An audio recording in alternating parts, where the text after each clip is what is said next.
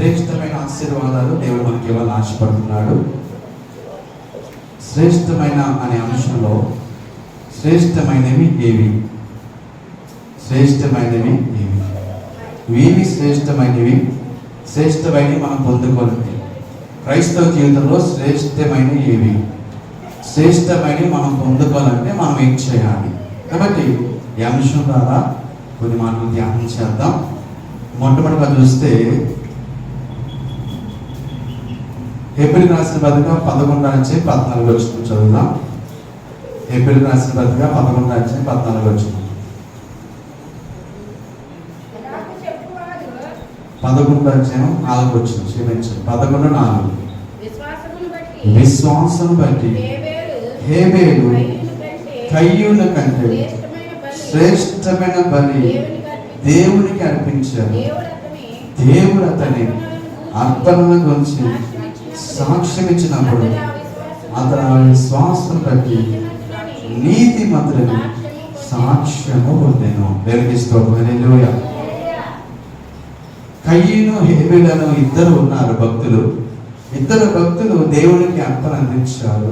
ఆదాము యొక్క కుమారుడు హేబేలు, కయ్యూను. ఆదాము యొక్క కుమారుడు మొట్టమొదట దేవుడి చేత సృజించబడిన ఆ యొక్క దంపతుల కుమారుడు కయ్యూను, హేబేలు. ఇద్దరు కూడా అర్పణ అందించారు, అర్పణ అర్పిస్తూ జరిగింది. అయితే హేబేలు అర్పణ అర్పించాడు, కయ్యూను అర్పించాడు. కయ్యూను అయితే తన పంటలో తన ధాన్యంలో కొంత దాచుకున్నాడు. అలాగే మంచివి ఇవ్వలేదు, ఏదో పుచ్చిపోయి ఏదో ఇవ్వాలి కాబట్టి ఇవ్వాలన్నట్టుగా అంత శ్రేష్టమైన ఇవ్వలేదు. ధాన్యంలో కొంత దాచుకున్నాడు. దాచుకోవడమే కాదు, అతడు శ్రేష్టమైన ఇవ్వలేదు, కొంత దాచుకుని ఆ అర్థంలో కూడా మంచివి ఇవ్వలేదు, ఏదో పడైపోయి ఏదో ఇవ్వాలన్నట్టుగా ఇచ్చేసాడు. అయితే తన సహోదరుడు హేబేలు ఉన్నాడు, అతను కూడా అర్పణ అర్పించాడు. ఆ అర్పణలో హేబేలు ఏం చేస్తాడంటే తన మందలో శ్రేష్టమైనవి, కొవ్వినివి, శ్రేష్టమైన మంచివి దేవునికి అర్పణగా ఆయన అర్పిస్తూ జరిగింది. ఆ యొక్క పశువులలో, ఆ యొక్క మేకలలో శ్రేష్టమైన గొర్రెలను అతను అర్పిస్తూ జరిగింది.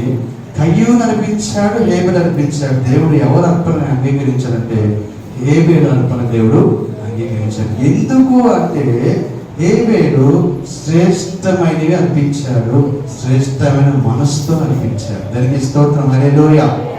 అని తెలుసుకోవాల్సిన విషయం ఏంటంటే దేవుడికి అర్పించేటప్పుడు అర్పణ, ఆ కానుక మనసు దేవుడు చూస్తాడు.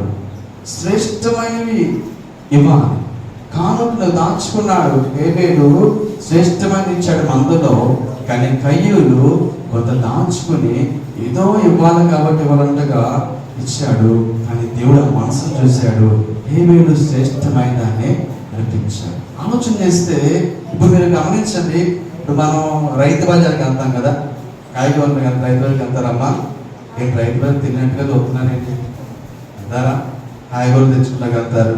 వెళ్ళినప్పుడు మీరు ఆ రైతు బజార్కి వెళ్ళినప్పుడు వంకాయలు కొనేటప్పుడు పుచ్చిపోయినాయి, కుళ్ళిపోయినాయి, ఎక్కడెక్కడో చిన్న చిన్నగా ఉన్నాయి ఎదుర్కొంటారా? ఎలిసిపోయినాయి కాదు, మంచి రంగున్నవి, కుళ్ళిపోయినవి, పుచ్చిపోకుండా హైబ్రిడ్గా ఉన్న మంచి ఉన్నట్లో శ్రేష్టమైన వాటిని ఏరుకుని బొట్లు వేసుకుంటారు, తెచ్చుకుంటారు. బీరకాయలు ఏరుకునేటప్పుడు ఏం చేస్తారు? ముదిరిపోయిన ఎన్ని కూడా తెచ్చుకుంటామా? ముదిరిపోయి తెచ్చుకో. ఉన్నట్లో మంచివి శ్రేష్టమైన దాన్ని మన దగ్గర పెట్టుకొని ఆశపడతాం కదా. కొంతవరకు మామిడికాయలు ఉన్నాయి, ఆ మామిడికాయల్లో మనం కులిపోయి తెచ్చుకుంటాము, డాగులు ఉన్నవి తెచ్చుకుంటాం, అవి డాగులు దొరుకుతుంది అంటాం. శ్రేష్టమైన మంచియే కోరుకుంటాం కదండి. అలాగే మనం తీసుకునే వాటిని, అంటే మనకు కావాల్సిన వాటిని మనం మంచివి కోరుకుంటాం, మంచివి తెచ్చుకుంటాం. అలాగే దేవుడు కూడా మంచి మనసుతో ఇవ్వాలి అర్పణ, శ్రేష్టమైనదని అర్పించాలి. అది దేవుడు చూస్తున్నాడు. దేవునికి స్తోత్రం. హల్లెలూయా. ఆ మనసు దేవుడు చూస్తున్నాడు. ఎందుకు వస్తుందంటే దేవుడు బైబిల్లో సెలవిస్తుంది. ఆలోచన చేసినట్లయితే ఈరోజు మనం ఏ మనసుతో మనం అర్పిస్తున్నాం, శ్రేష్టమైనవి గురించి మాట్లాడుతున్నాం. ఆలోచన చేస్తే ఏది శ్రేష్టమైంది? కీర్తన 84 కీర్తన 10వ వచనం చూస్తే, 84 కీర్తన 10వ వచనం చూడండి. నీ ఆవరణంలో ఒక్క దినం గడుపుట 1000 దినముల కంటే శ్రేష్టము. నీ ఆవరణంలో ఒక్క రోజు ఉంటాం అంటే దేవుని సన్నిధిలో ఒక ఆదివారం మనం మానేస్తే, లేదంటే ఒక శుక్రవారం మానేస్తే, ఒక రోజు దేవుని సన్నిధి మనం నిర్లక్ష్యం చేసి మానేస్తే 1000 శ్రేష్టమైన దినాలు, 1000 మంచి రోజులు మనం కోల్పోయినట్లే. దేవునికి స్తోత్రం. అంటే దేవుని ఆవరణలో ఒక్క రోజు గడుపుతా 1000 దినాల కంటే శ్రేష్టము. అక్కడ చూస్తే శ్రేష్టమైనవి అర్పించాడు హేబేలు మంచి మనసుతో అర్పించాడు. ఆ మనస్సును దేవుడు చూశాడు. హేబేలు అర్పణ దేవుడు అంగీకరించాడు. దేవునికి స్తోత్రం. హల్లెలూయా, హల్లెలూయా. శ్రేష్టమైన దేవుని సన్నిధిలో కూడా ఒక్క రోజు గడుపుతా 1000 దినాల కంటే శ్రేష్టం అంటున్నాడు. ఈరోజు దేవుని సన్నిధిలో మనం ఉండటానికి ఇష్టపడాలి. ఎందుకంటే దేవుని సన్నిధిలో ఆశీర్వాదం ఉంది. దేవుని సన్నిధిలో మనకి ప్రకాశవంతమైన ఆయన తేజస్సు ఉంది. దేవుని మందిరంలో మేలు ఉంది. దేవుని మందిరంలో సమృద్ధి ఉంది. దేవుని మందిరంలో కృపచేత మనం నింపబోతున్నాడు. దేవునికి స్తోత్రం. హల్లెలూయా. ఆలోచన చేస్తే ఇప్పుడు ఎల్నీనో అని చూస్తున్నాం. మీరు విన్నారా ఈ మాట? ఎల్నీనో విన్నారా? ఏంటమ్మా నేను చూడలేదా? ఎల్నీనో అంటే ఇప్పుడు ఆ సముద్రంలో, పసిఫిక్ మహాసముద్రంలో, ఆ ప్రాంతంలో మరి వ్యతిరేక వాతావరణం ఏర్పడుతుంది. దానివల్ల వాస్తవానికి జూన్ జూలైలో వర్షాలు బాగా పడాలి, కానీ ఇప్పుడు వరకు వర్షాలు ఆశించినంత రీతిగా లేవు. ఎందుకోసమంటే ఆ ప్రభావం ఉంది. బైబిల్ ముందే సెలవు ఇచ్చింది దీని గురించి. ఎందుకంటే మధ్యస్థ తెర్మలగా అన్నాడు, దేవుడు రాకడ సూచనలో కరువులు వస్తాయి అన్నాడు, యుద్ధాలు వస్తాయి అన్నాడు. యుద్ధాలు వస్తున్నాయి లేదా? వంట వరకు యుద్ధాలు ఆల్రెడీ ఆ ప్రభావం ఇంకా కొనసాగుతుంది. గ్యాస్ దొరకలేదు. అలాగే ఆయిల్స్ రేట్లు పెరిగిపోయిన, అన్ని కూడా రేట్లు పెరిగిపోయిన పరిస్థితి చూస్తున్నాం యుద్ధ వాతావరణం వల్ల. అలాగే కరువులు వస్తాయి అన్నాడు. చాలా ప్రాంతాల్లో కరువుతో అల్లారిపోతున్న ప్రజలు చూస్తున్నాం. నేటికి కూడా వర్షాలు లేకపోవడం వల్ల ఈ సంవత్సరం భయంకరమైన కరువు ఉంటుందని చెప్పి సెలవిస్తున్నారు శాస్త్రవేత్తలు. ఆలోచన చేస్తే ఎందుకనంటే ఇది దేవుడు రాకడ సూచనలో భాగాలు. బైబిల్ కొన్ని వేల సంవత్సరాల క్రితం రాసింది, ముందుగా రాయించాడు పరిశుద్ధాత్మ దేవుడు. కరువులు వస్తాయి, యుద్ధాలు వస్తాయి, భూకంపాలు వస్తాయి అన్నాడు, తెగులు వస్తాయి అన్నాడు. ఇప్పుడు కోవిడ్, కరోనా గురించి కూడా మీరు వింటున్నారా? కరోనా మొన్న వరకు దేశాన్ని అల్లలాడించింది. ఇప్పుడు కరోనా ఒక తోడుకోవాలని బయలుదేరిందంట. కరోనా వల్ల తోడుకోవాలి. ఇప్పుడు వచ్చేది కరోనా తోడుకోవడం వాళ్ళ చెల్లి లాంటిది బయలుదేరుతుంది. అంటే మనల్ని భయపడకపోవడం కోసం కాదు కానీ పిల్లల ఈ రాకడ సూచనలో బాగా తెగుళ్ళు వస్తున్నాయంటే మనం సిద్ధపడాల్సిన సమయం ఇది. రాకడ అతి సమీపం ఉంది. కరువులు, యుద్ధాలు, భూకంపాలు, ప్రేమ చల్లారిపోవడం, అక్కడ విస్తరిస్తాము, ఇవన్నీ కూడా రాకడ సూచనలో బాగా. అందుకని సిద్ధపడుతూ ఉండాలి. దేవుడిని మందిరం మనం ఎప్పుడు విడిచిపెట్టకుండా దేవుడిని ఆవరణలో నివసిస్తానికి ఉంటే ఆ ధన్యత మనం పొందుకుంటాం. దేవునికి స్తోత్రం. హల్లెలూయా. 1000 శ్రేష్టమైన దినాలు దేవుడు మనకి ఆశపడుతున్నాడు. శ్రేష్టమైన అంశం మనం చూస్తున్నాం. ఈరోజు శ్రేష్టమైన దీవెనలు మందిలో ఉన్నాయి కనుక ఏ ప్రార్థన కూడా మేము మానేస్తాకి ఇష్టపడదు. ఎందుకోసమంటే 1000 శ్రేష్టమైన దినాలు ఒక ఆదివారం మానేస్తే 1000 శ్రేష్టమైన మంచి రోజులు మనం కోల్పోయినట్లే. దేవునికి స్తోత్రం. హల్లెలూయా. మూడో మాట చూసినట్లయితే ఏది శ్రేష్టమైన చూస్తున్నామంట. మొదటి కొరింథీయులకు రాసిన పత్రిక 13వ అధ్యాయం 11వ వచనం చూస్తే, మొదటి కొరింథీయులకు 13:13 అంటున్నాడు చూడండి. కాగా విశ్వాసము, నిరీక్షణ, ప్రేమ ఈ మూడు కూడా నిలుచును. వీటిలో శ్రేష్టమైనది ప్రేమయే. హల్లెలూయా. విశ్వాసము, నిరీక్షణ, ప్రేమ ఈ మూడు కూడా ఒక క్రైస్తవుడికి అవసరము. భక్తి జీవితంలో ముందుకు సాగడం కోసం క్రైస్తవుడికి కావాల్సినవి విశ్వాసము, నిరీక్షణ, ప్రేమ. ఈ మూడింటిలో కూడా ప్రేమ చాలా శ్రేష్టమైంది. ఎందుకంటే భక్తులు పాట రాసింది కదా, ప్రేమే శాశ్వతమైన పరిశుద్ధమైన పదరిల్లు, మనసే మందిరమాయే, నామదిలో దీపము నీవే. హల్లెలూయా. ప్రేమ శ్రేష్టమైనది. విశ్వాసం ఉండాలి, నిరీక్షణ ఉండాలి. వీటన్నిటికంటే ముఖ్యంగా ప్రేమ ఉండాలి. ఎందుకంటే దేవుని మీద ప్రేమ ఉన్నప్పుడు దేవుని సన్నిధిలో శ్రేష్టమైన అర్పణ అందిస్తాకి, శ్రేష్టమైన అర్పణ ఇవ్వడానికి మనం సిద్ధపడతాం. మందిరంలో మానివేస్తాకి మనం ఇష్టపడము. దేవుని సన్నిధి అంటే ముందుంటాం, సమయానికి మధ్యలోకి రావడానికి ఇష్టపడతాం. అలాగే దేవుని ఇంకా ప్రేమిస్తాం, దేవునికి వాడి సమయం దేవునికి ఇస్తాం, దేవునికి మొట్టమొదటి స్థానం ఇస్తాం. ఎప్పుడంటే ప్రేమ మనం కలిగి ఉన్నప్పుడు దేవునికి ఇస్తాం. హల్లెలూయా. అందుకనే సాధారణంగా మాట్లాడతాం కదా, మనసు ఉంటే మార్గం ఉంటారు. అంటే దేవుడి మీద ప్రేమ ఉంటే దేవుడి మందిరికి సమయానికి వెళ్ళాలి, దేవుడి మందిరం మానకూడదు, దేవుడి మందిలో ఘనమైనవి అర్పించాలి. శ్రేష్టమైన జీవితాన్ని దేవుడు మనకి ఇచ్చాడు, శ్రేష్టమైన రక్తాన్ని చిందించాడు, శ్రేష్టమైన ఆయన మన కోసం రక్షణ ఇచ్చాడు, శ్రేష్టమైన గృహం ఇచ్చాడు, శ్రేష్టమైన కుటుంబం ఇచ్చాడు. ఈ లోపల మనకు కావాల్సినన్ని దేవుడు మంచివి శ్రేష్టమైనవి ఇచ్చాడు. ఆ దేవునికి మనము శ్రేష్టమైన వాటిని మనము తిరిగి అర్పించవలగా ఉండాలి. దేవునికి స్తోత్రం. హల్లెలూయా. నిరీక్షణ కలిగి ఉండాలి. మనం దేవుడు మన కోసం మహిమ రాజ్యం సిద్ధపరిచాడు అనే నిరీక్షణతో ముందుకు సాగాలి. విశ్వాసం కలిగి ఉండాలి. ఎందుకంటే దేవుడు నా జీవితంలో అద్భుత కార్యం చేస్తాడు, ఈ మేలు చేస్తాడని నిరీక్షణ కలిగి ఉండాలి. వీటన్నిటితో పాటు ప్రేమ కలిగిన వాళ్ళ ఎందుకోసమంటే ప్రేమ దోషాలను కప్పుతుంది, బాగా కలహాన్ని రేపుతుంది. ప్రేమ ఉన్నప్పుడు సాధారణంగా ఇష్టం ఉంటే ఎంత కష్టమైన పనైనా మనం చేసేస్తాం కదా. సాధారణంగా ఆడవాళ్ళంటే వారికి ఒక ఇష్టమైన పని ఒకవేళ ఎక్కడైనా వెళ్ళాలంటే వెంటనే పొద్దునే లేచిపోతారంట. లేచిపోయి టకటక బట్టలు ఉతికేస్తారు, అంటులతో వేస్తారు, కడిగేస్తారు, వంటేస్తారు, చేసేస్తారు. ఎప్పటికంటే స్పీడ్గా చేసేసి త్వరగా ఏమండి అర్థం పదండి అంటారంట. ఏముంది? ఇష్టం ఉంది, ప్రేమ ఉంటే. అదే వారికి కానీ అక్కడికి వెళ్తాం ఇష్టం లేదనుకోండి, ఏ రకమే సీఎం చంద్రబాబు వచ్చినా సరే కథల్ని కాదు ఎవరు చెప్పినా వింటరో. అంతేకాదు దానికి ఒక నిర్వచనం ఉంటుందంట. ఏమంటారంటే ఏం లేదు, సింపుల్ గా నాకు బాగా నీరసంగా ఉందండి, దుప్పడ ముసుగు పొడి కదా ఏమంటారు, సింపుల్ బాగా నీరసం ఉందండి అని చెప్పి ఏమి లేదంటే నీరసం చెప్పి దుప్పడ ముసుగేసుకుని సీతా ఉంటారు, ఇక సీతా ఉంటారు, లావుగా ఉంటారు, లేపుతా ఉంటారు. ఇక బాగా చూడలేక ఈయన వెళ్తా ఉంటారు కూడా ఎంతో మానేసి పోలే వాడు నీరసం ఉన్నాం కదా చెప్పేసి. అంటే ప్రేమ అంటే అదే ఇష్టమైతే ఎక్కడికైనా వెళ్ళిపోతూ వస్తారు, వెంటనే రెడీ అయిపోతారు, వెంటనే సిద్ధపడిపోయి త్వరగా రెడీ అయిపోయి సిద్ధపడతారు. ఎందుకంటే మనిషిలో మనిషిగా మనసులో మంచి ఉన్నప్పుడు ఆ పని కోసం ఆశపడతారు. దావీదు అక్కడ దుప్పు నీటి వాగుల కొరకు నా ప్రాణం ఆశపడుతున్నట్టుగా, దుప్పు నీటి వాగుల కొరకు ఆశపడుతుందిగా నీ కొరకు నా ప్రాణం ఆశపడుతున్నారు. వాళ్ళు దేవుడి మీద ఆశ ఉన్నారు, దేవుడి మీద ప్రేమ ఉన్నారు, పరిగెత్తుకుంటూ వెళ్ళిపోతారు, సమయానికి వెళ్ళిపోతారు. ఎవరు చెప్పవలసిన లేదు, ఎవరు ఫోన్ చేయవలసిన లేదు, ఎవరు రావాల్సిన లేదు. వారు సమయం పాటిస్తూ వారు దేవుని మందిరము అంటే ముందడుగు వేస్తారు. ప్రేమ అలాగే అంటారు కదా, ప్రేమ చాలా శ్రేష్టమైనది. దేవుడి మీద ప్రేమ ఉండాలండి, మందిరం మీద ప్రేమ ఉండాలండి, దైవజనుల మీద ప్రేమ ఉండాలండి.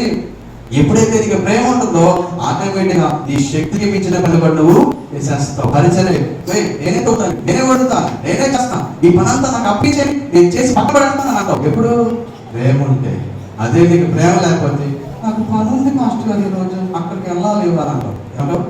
పని రాబోయినా కానీ పని ఉందని తప్పించుకుంటావు. ఎందుకంటే దేవుని మీద దేవుని మీద నీకు ప్రేమ లేదు. అదే దేవుడు చేస్తున్నాడు. విశ్వాసం, నిరీక్షణ, ప్రేమ, ఈ మూడు నిలుస్తాయి, ఇవి ముఖ్యమైనవి. వాటిలో శ్రేష్టమైన ప్రేమ ఎందుకోసం శ్రేష్టమైన అంశాలు మనం చూస్తాం కదా. దేవుని మందిలో వీధన కంటే శ్రేష్టం ఒక దేవుడు అడుగుతాడు. ఆలోచన చేస్తే మొదటి సమయం రాసిన పత్రిక, మొదటి సమయం రాసిన గ్రంథం 15:2 అంటున్నాడు చూడండి. మొదటి సమయం 15:2 అంటున్నాడు. 15:22 మొదటి సమయంలో అందుకు సమయలు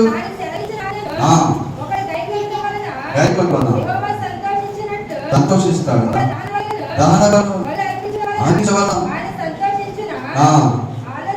ఆలోచింపును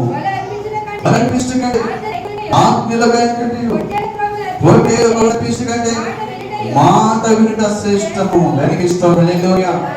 దేవుడి మాట వింటాం శ్రేష్టం అన్నాడు ఇక్కడ. అంటే దేవుడి మాట అంటే దేవుడి వాక్యమే దేవుడి మాట. వాక్యానుసారంగా జీవిస్తూనే దేవుడి మాట వింటాం.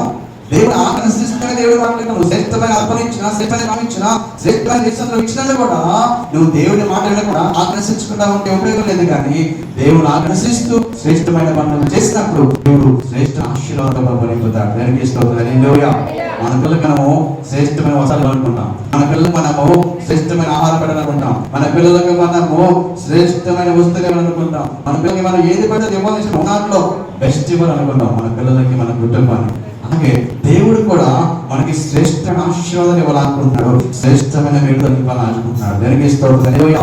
ఎప్పుడంటే నువ్వు కూడా కేవలం మనసు కలిగి ఉండాలి, కానీ కయ్యూల మనసు కలిగి ఉండకూడదు. కయ్యూను కొంత దాచుకున్నాడు, ఇష్టం లేనివి, అవసరం లేనివి ఏం చేశాడు, కొంత దాచుకుని దేవుడికి చెల్లించాడు అర్పణ. కానీ హేబెలు ఉన్న వాటిలో బెస్ట్ ఇచ్చాడు, మంచి మనసుతో ఇచ్చాడు, శ్రేష్టమైన కొవ్విన వాటిని దేవుడిని కల్పించాడు. దానికి హల్లెలూయా. దేవుని అర్పణను లక్ష్యపెట్టాడు. దానికి హల్లెలూయా. హల్లెలూయా. ఎందుకంటే శ్రేష్టమైన దేవుడు శ్రేష్టమైన ఈవుల్ని వాళ్ళు ఆశపడుతున్నాడు. దానికి హల్లెలూయా. హల్లెలూయా. ఎందుకోసమంటే ఆలోచన చేస్తుంటే అబ్రహామును అంతగా దీవించడం కారణం ఏంటంటే దేవుడి సందులో అతడు లేకలేకపోతున్న ఒకే కుమారుడైన ఇస్సాకును బలివ్వడానికి సిద్ధపడ్డాడు. అంటే తనకి దృష్టిలో దేవుడి కంటే నాకు ఎవరు ఎక్కువ కాదు, దేవుడు పరీక్ష పెట్టాడు. ఒక నన్ను ప్రేమిస్తున్నాడా, ఇస్సాకును ప్రేమిస్తున్నాడు, ఒక్కడే కదా. అబ్రహాం ఇష్టమైనవాడు అంటాడు, నీవు ప్రేమిస్తున్నా నీకు ఒక్కడై ఉన్నా అంటాడు. ఏమంటాడు, నీవు ప్రేమించున్నా నీకు ఒక్కడై ఉన్నా ఇస్సాకు నాకు బలిగే అంటే శ్రేష్టమైన దాన్ని దేవుడు అడుగుతున్నాడు. ఎందుకోసమంటే అప్పుడు ఆ పరీక్షలో దేవుడు అబ్రహాముకి పెట్టిన పరీక్షలో గెలుపొందాడు. దానికి హల్లెలూయా. ఎందుకోసమంటే చాలా మంది ఎందుకంటే ఒకవేళ ఆమె ఆటంకపరుస్తేమో, అందుకని కొంతమంది ఎవరు కానీ ఇచ్చేవారు కూడా ఎవరు, అందుకని అవిశ్వాసంతో ఉంటారేమో, వెనక లాగేస్తారేమో, దేవుడు ఆజ్ఞను అనుసరించుకుని ఉంటారేమో అని చెప్పి శారాం గారికి కూడా చెప్పాడు. అబ్రహాము ముందుకు సాగాడు. దానికి హల్లెలూయా. హల్లెలూయా. అబ్రహాము చూడండి ఎంత శ్రేష్టమైన, హెబ్రీ రాసిన పత్రిక 4 చూడండి. హెబ్రీ రాసిన పత్రిక 4 చూస్తే హెబ్రీ రాసిన 4 అంటున్నాడు,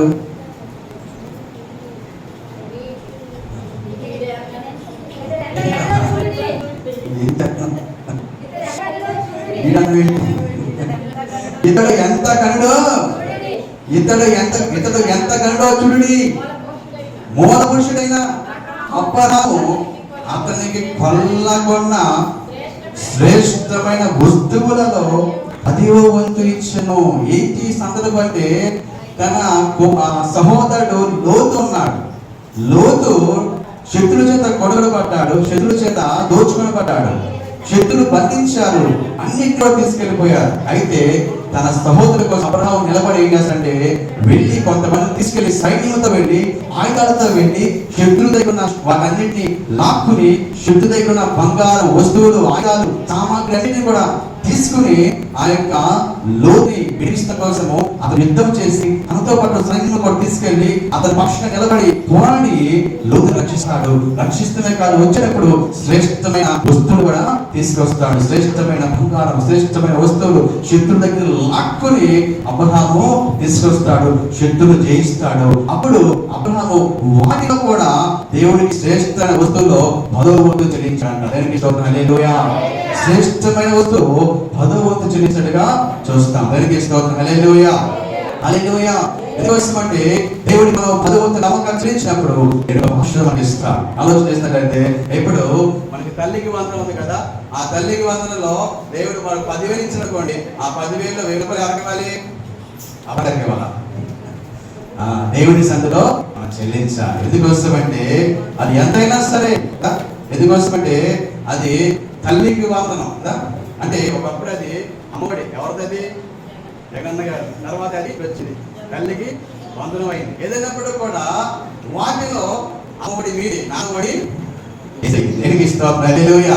అంటే సేవకుడికి మందిలోకి తీసుకొచ్చి మనము అపరాధలాగా 10వ వంతు మనం చెల్లించాలి. దాంట్లోనే కాదు, ప్రతి దాంట్లో కూడా మాట వస్తాం. అంటే రోజు అర్థం చూసారా, నీకు 15,000, నీకు 15,000, నీకు 15,000, నీకు 15,000 చూసారా మీరు? అందరికి ఇంట్లో అందరికి 15,000 ఇవ్వాలని చెప్పి అన్నారంట. నిజంగా మనం చూసుకోవాలి. ఎందుకంటే ఏది మాట చెప్తుందంటే ఒకరికే కాదు, ఉన్న వాళ్ళందరికీ, ఇంట్లో ముగ్గురున్న, ఇద్దరున్న అందరికీ ఆ యొక్క అమౌంట్ దేవుడు రిలీజ్ చేయను గాక. అందరికీ ఇవ్వడానికి దేవుడు సహాయం చేయను గాక. అందరూ కూడా పదవి తెలుస్తాక దేవుడు కృప చూపించను గాక. రాని వారికి వచ్చిన వారికి కూడా, ఎందుకంటే పిల్లలకి చాలా అవసరమైనది అది. ఎందుకంటే పుస్తకాలు కొనుక్కోవాలి, బట్టలు కొనుక్కోవాలి, వారి స్కూల్ అవసరం, స్కూల్లో కూడా మనం తీసుకుంటారు వాళ్ళు, అది చాలా అవసరం. పిల్లల చదువుకి అవసరమైన ఆ అమౌంట్స్ ని దేవుడు రిలీజ్ చేయను గాక, విడుదల చేయను గాక. వచ్చిన వారికి బట్టి రాని వారు కూడా దేవుడు సహాయం చేసి మేలు చేయను గాక. ఎందుకోసమంటే అబ్రహాము శ్రేష్టమైన వస్తువులు కూడా 10వ వంతు దేవుడికి చెల్లించాడుగా మనం చూస్తున్నాం. హల్లెలూయా. ఎందుకోసమంటే దేవుడు శ్రేష్టమైన ఆశీర్వాదం సిద్ధపరిచాడు, శ్రేష్టమైన ఈవులు మనకు సిద్ధపరిచాడు. అందుకని అలా మనం చెల్లించే వాళ్ళకు ఉన్నప్పుడు నిజంగా దేవుడు కూడా శ్రేష్టమైన మనకు ఇస్తాడు. అలా చేస్తే దేవుడి మధ్యలో వెళ్ళినప్పుడు కూడా ఏ శ్రేష్టమైన వాటి ఇవ్వాలి. నేను ఎక్కడ ప్రార్థనకి వెళ్ళినా సరే, మీ అనుభవాలు నాకు తెలియదు కానీ ఇక్కడే కాదు, ఫ్యామిలీ పెట్టాలి అందరూ కూడా కాదు కానీ బయట ప్రార్థనకి వెళ్ళినా, బయట మీటింగ్స్ ఎక్కడ శ్వాసకి వెళ్ళినా, ఎక్కడ కూటాలకు వెళ్ళినప్పుడు కూడా నేను అనుకున్నట్టే ఖచ్చితంగా నా దగ్గర ఉంటే మాత్రం 500 రూపాయలు తక్కువ కానుక ఎక్కడ వేయడానికి ఇష్టపడను. 500 లేకపోతే కనీసం 100 రూపాయలన్నా కానుక వేస్తే కానీ నేను దేవుడితో ప్రతిష్ఠ చేసుకున్నాను. నేను ఎవరికి ఇష్టం. హల్లెలూయా. ఎందుకోసం అంటే దేవుడికి శ్రేష్టమైన ఇవ్వాలి, బెస్ట్. ఉన్నట్లో దేవుడు మనకు బెస్ట్ ఇచ్చాడు, మనం కూడా దేవుడికి బెస్ట్ ఇవ్వాలి. ఎందుకోసం అంటే ఘనమైన దేవుడిని ఘనంగా మనం మహిమపరుస్తానికి మనం ఇష్టపడాలి. దేవుడికి ఇష్టం. హల్లెలూయా. ఆలోచిస్తే ఒక్క మాట మాట కదా బాగా ఒకసారి గుర్తుందా? పదే పదే వేసుకోరా ప్రతి ఆదివారం 10 రూపాయలు, నా జీవిత కాలమంతా 10 రూపాయలు వేసుకుంటానని నిర్ణయించుకుంటా. అంటే నేను ఒక భాస్కర్ మాట్లాడాను, నీ దగ్గర లేవు, నీ దగ్గర లేవు పర్వాలేదు కానీ ఉన్నా కానీ వాటిని తీసి లోపల పెట్టేసి చిన్న పెద్దకాయలు పక్కన పెట్టి చిన్నకాయలు పెట్టడం కాదు, కానీ దేవుడికి శ్రేష్టమైనదే ఇవ్వాలి. హల్లెలూయా. ఎప్పుడైనా సరే ఒకవేళ లేవు పర్వాలేదు, లేనప్పటికీ ఏం చేయలేము. దేవుడు కూడా మనం బాగా ఇష్టపడ్డగా, దేవుడు కూడా వ్యస్తం పడతాడు, కానీ మనం శ్రేష్టమైన వచ్చినప్పుడు దేవుడు కూడా శ్రేష్టమైనదని మనకి ఇస్తాడు. దానికి ఇస్తాడు. హల్లెలూయా. నేను అర్థమైనా చెప్తాను చూడండి. ఇప్పుడు విత్తనాలు వేస్తారు కదా రైతు విత్తనాలు వేస్తున్నారా? ఇప్పుడు పంటలు వేసినప్పుడు విత్తనాల కోసం రైతులు ఇష్టపడుతున్నారు. ఆ విత్తనాలు వేసేటప్పుడు ఏం చేస్తున్నారు రైతులు?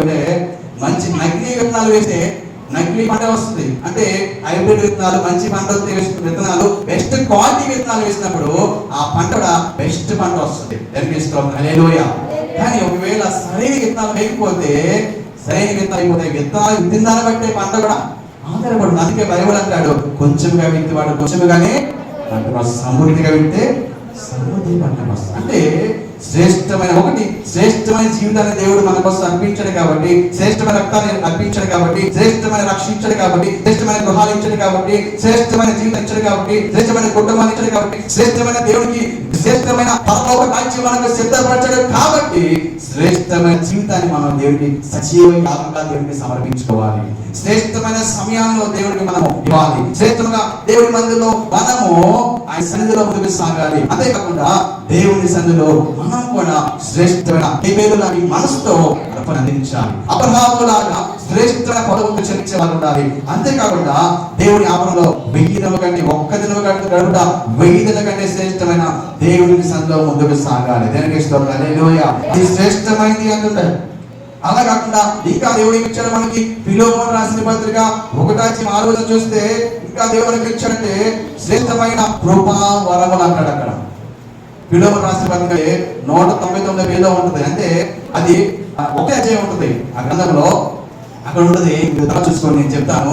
శ్రేష్టమైన వరములో ప్రతి శ్రేష్టమైన వరమును విషయమై నీవు అనుభవముగా ఇతరులు నీ విశ్వాసమందు పాల్గొనాలని కార్యం వలన కావాలని వేడుకలు చూసిన పౌలు గారు అంటాడు కదా, శ్రేష్టమైన కృపాలను దేవునికి ఇచ్చాడే. ఇప్పుడు నువ్వేం చేయాలంటే ఆ కృపా వరను బట్టి దేవుని సందులో విశ్వాసంతో ముందుకు సాగాలి. దేవునికి స్తోత్రం. హల్లెలూయా. దేవుడు ఇచ్చిన వరాలు సామాన్యులు కూడా మనం ప్రార్థన చేస్తే దయ్యాలు ఏ సంభవాన్ని పోతున్నాయి, ఏ సమస్య వస్తే దేవునిగానే స్వస్థ వస్తుంది. ఏ శ్రమలో అనేక అద్భుతాలు చేస్తున్నాడే.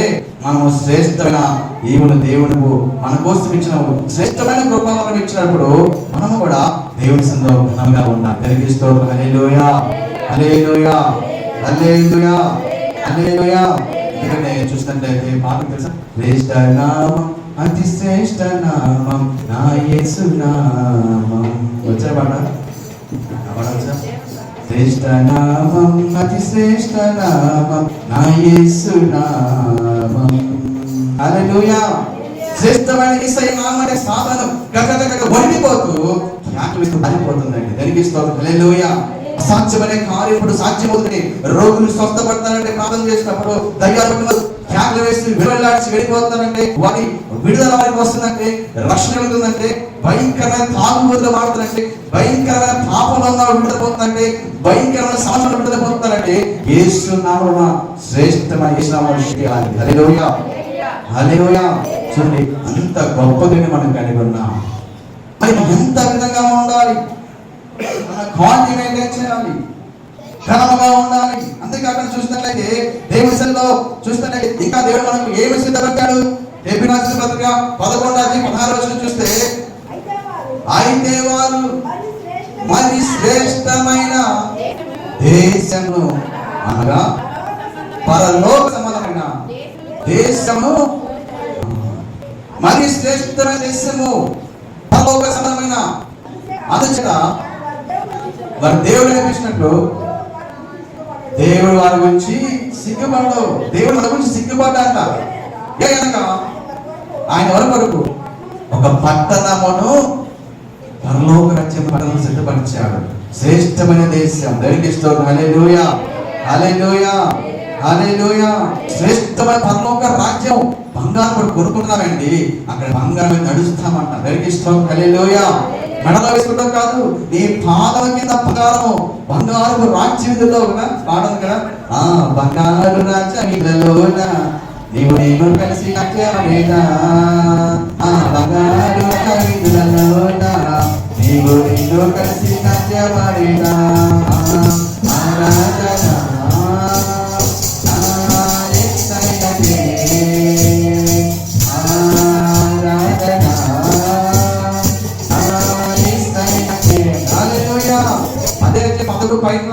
మనం యాత్రికులు అంటున్నాడు.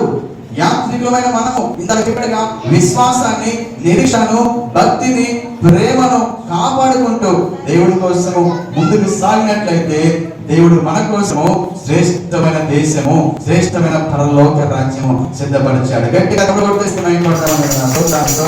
శ్రేష్టమైన పరలోక రాజ్యము దేవుడు మన కోసము సిద్ధపరిచాడు. పరలోక రాజ్యము శ్రేష్టమైన సిద్ధపరిచాడే. ఈరోజు మనం ఎంత దేవుడికి రుణస్తులమో, ఎంత భక్తి కలిగి జీవించాలి, ఎంత చూసినట్లయితే మన దేవుడు జీవం కలిగిన దేవుడు. అందుకని శ్రేష్టమైన జీవితాన్ని జీవిస్తూ శ్రేష్టమైన దేవుడు మనకు కూడా శ్రేష్టమైన దీవెన ఆశకున్నాడు ప్రభు. ఈ లోకంలో కూడా, భూలోకంలో కూడా శ్రేష్టమైన ఆశ్రయం ఆశపడుతున్నాడు. దానియేలు గారు చూసినట్లయితే దానియేలు గారి విషయంలో మాట్లాడతారు కదా, దాని గ్రంథము 6:3 అంటున్నాడు. దానియేలు గారి గురించి మాట్లాడుతున్నాం. చదివి దాని గ్రంథము 6:3 ఈ దానియేలు అతి శ్రేష్టమైన బుద్ధి గలవాడై ప్రధానులతోనూ అధిపతులతోనూ ప్రఖ్యాతి నొందియుండెను కనుక రాజ్యమంతటి మీదను అతను నియమించాడు. ఈ దానియేలు ఎలాంటి వాడంటే అతి శ్రేష్టమైన బుద్ధి గలవాడు. హల్లెలూయా. ఎందుకు శ్రేష్టమైన బుద్ధి వచ్చింది? ఆ రాజ్యం అంతటి కంటే అధికారంగా దేవుడు ఎందుకు నియమించాడంటే దానియేలు తిండి విషయంలో రాజీ పడలేదు. ఆఖరి మాట, దానియేలు తిండి విషయంలో రాజీ పడలేదు. అంటే శాకాహారం పెట్టిన కానీ మాంసాహారం నాకు వద్దు అన్నాడు.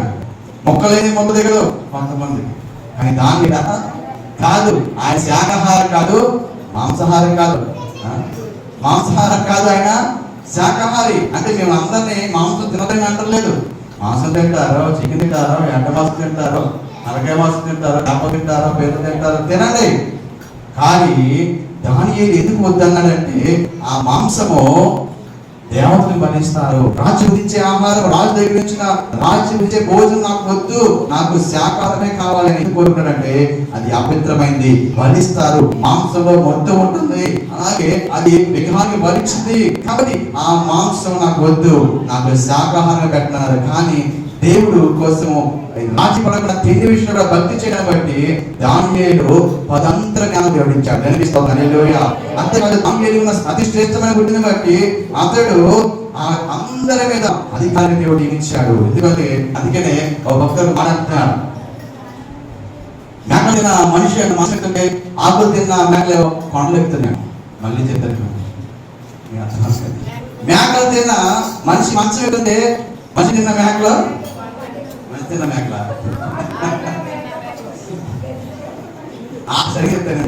ఆకులు తిన్న మేకలు కొండలు ఎక్కుతుంటే మేకలు తిన్న మనిషి మంచం ఎక్కుతున్నాడంట. అంటే ఆకులు తిన్నామేమో కొండలు ఎక్కేస్తుంది, ధైర్యంగా ఉంటుంది, పెద్ద పెద్ద ఎగిరేస్తుంది, బయటపోతాయి, కొండలు ఎక్కడం ఈజీగా ఎక్కేస్తుంది. మనం కొండ ఎక్కడమా? రేపు పిల్లలు దొరికిన విజయుడు కొండ ఎక్కుతుంది, మనం చూడటం ఎక్కలేదు. కొండ కాదు కదా, ఎవరితో బిల్డింగ్ ఒకసారి ఎక్కి దిగండి తప్పదు. ఆలోచన చేసినట్లయితే 30 మంది 10 మెట్లెక్కి మనం ఆయుష్ పడిపోతాం. కానీ దానియేలు దేవుడు ఎంత శక్తి ఇచ్చాడంటే అదంతా జ్ఞానం దేవుడు ఇచ్చాడు. ఎందుకంటే అది దైవికమైన జ్ఞానం. కారణం ఏంటంటే దానియేలు అతి శ్రేష్టమైన భక్తిని పాపని అతను కలిగి ఉన్నాడు. కాబట్టి అతడు దానియేలు అతి శ్రేష్టమైన బుద్ధిగా వాడు. అందుకనే దానియేలు దేవుడు అంతా వెచ్చించాడు. సొంతంలో సరే, ఆ బంధువుల్లో, మాగారి కుటుంబంలో, సొంత కుటుంబంలో మరి దినాలకైనా సరే వారి అందించిన సమస్య ఏ విధులకి మేము వెళ్ళాం. ఒకవేళ వింటే అక్కడ అపవిత్రమైన పెడతారు. అందుకని వారి జోలికి వెళ్ళడానికి ఇష్టపడరు. ప్రాబల్యత పర్వాలేదు, కానీ మీరు చూసినట్లయితే మనము జాగ్రత్త కలిగి జీవించాలి. దానియేలు అతి శ్రేష్టమైన అతి శ్రేష్ఠుడా యేసయ్యా పడతుంది పారేద స్తుతి గానము నగరది అతి శ్రేష్ఠుడా యేసయ్యా. అంటే దేవుడు శ్రేష్టమైన దేవుడు మనం కలిగి ఉన్నాం. మనం కూడా శ్రేష్టమైన జీవితాన్ని జీవించాలి, శ్రేష్టమైన జీవించాలి, శ్రేష్టమైనవి ఉన్నట్లో బెస్ట్ ఏదైనా సరే చేయగలిగిస్తాడు. ఎందుకంటే దేవుడు కూడా మనకి బెస్ట్ ఇవ్వాలని ఆశపడతాడు తన పిల్లలకు. దేవుడు అందుకంటే రొట్టె నలిపితే శ్రేష్టమైనది శ్రేష్టమైనది శ్రేష్టమైనది దేవుడు మనకి ఇవ్వాల్సిన. కాబట్టి భూలోకంలో శ్రేష్టమైన దేవునితో పాటు పరలోకంలో శ్రేష్టమైన బంగారు రాజ్య విధిలో శ్రేష్టమైన దేశము, అతి శ్రేష్టమైన రాజ్యము భూలోకంలో మనం సిద్ధపరిచాడు. దాంతో పాటు పరలోకంలో మనం సిద్ధపరుస్తాము శ్రేష్టమైన బంగారు రాజ్య విధిలో శ్రేష్టమైన దేశాన్ని ప్రభు మనకి సిద్ధపరిచాడు. భూలోకాన్ని తక్కువ చేస్తున్నాడు దేవుడు. 3 కోట్ల సంఖ్య పెడుతున్నాడు. గృహం ఇచ్చాడు, కుటుంబం ఇచ్చాడు, సంఘం ఇచ్చాడు, బిడ్డలు ఇచ్చాడు, ఆరోగ్యం ఇచ్చాడు, ఎంతో కొంత మనకు జీవితం కావాల్సిన ఉద్యోగం ఇచ్చాడు, అన్నిటిని ఇస్తున్నాడు. అంతేకాదు పరలోకంలో కూడా దేవుడు శ్రేష్టమైన దేశము, అతి శ్రేష్టమైన రాజ్యాన్ని మనకి సిద్ధపరిచాడు. ఆ అతి శ్రేష్టమైన పరలోక రాజ్యము మనం పొందుకుందాము గాక. అతి శ్రేష్టమైన బుద్ధి పొందుము గాక. దేవుని సంతో శ్రేష్టమైన దీవెన మనం పొందుకుందాము గాక. అంతేకాక విశ్వాసం, నిరీక్షణ, ప్రేమ, శ్రేష్టమైన ప్రేమే. ఆ ప్రేమతో మనం ముందుకు నడుచుదాము గాక. దేవుడి మాట దీవెన గాక. హల్లెలూయా హల్లెలూయా హల్లెలూయా. హే దేవుడే మనం శ్రేష్టమైన సంతో అర్పించుదాము గాక. ప్రార్థన చేస్తున్నాం. తండ్రి నీకు స్తోత్రమయ్యా. ఈ వాక్యం ఫలింపచేయండి. అవును, మాకు శ్రేష్టమైన ఆశీర్వాదం సిద్ధపరచాలి, శ్రేష్టమైన దేవుడు సిద్ధపరచాలి, శ్రేష్టమైన దేవ మహిమను సిద్ధపరచాలి, శ్రేష్టమైన మాకు సిద్ధపరిచిన స్తోత్రం.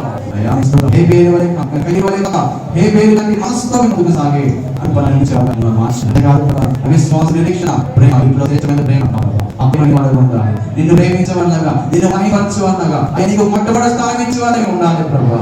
అట్లా మార్చండి ప్రభా. అయ్యా ప్రభా నీకు స్తోత్రం ఇస్తారు. అతి శ్రేష్టమైన బుద్ధిని మాకు దయచేయండి ప్రభా. శ్రేష్టమైన కృపావరం ఇచ్చావు, శ్రేష్టమైన పరలోక రాజ్యం ఇచ్చావు, శ్రేష్టమైన దీవెనతో నింపుతున్న దేవానికి స్తోత్రమయ్యా. మేము కూడా ముందుకు సాగి నీ ఆవరణలో ఒక్క దినం గడుపుతా 1000 దినముల కంటే శ్రేష్టమైనట్టుగా ఆ శ్రేష్టమైన దీవెన పొందుకుంట కోసము ఏ ప్రార్థన కూడా మానకుండా అన్నింటిలో కూడా నీ ఆవరణలో నీ సన్నిధిలో మొట్టమొదటి స్థానం ఇచ్చే వాక్యం మాకు దీవించి మరి వాక్య విడుదల ఫలింపచేయమని యేసునామమున సమర్పిస్తున్నాము. శ్రేష్టమైన దీవెనతో ప్రభు మన సంఘాన్ని దీవించి ఆశీర్వదించుగాక. లేచిన పడదాం, పాట పడగలను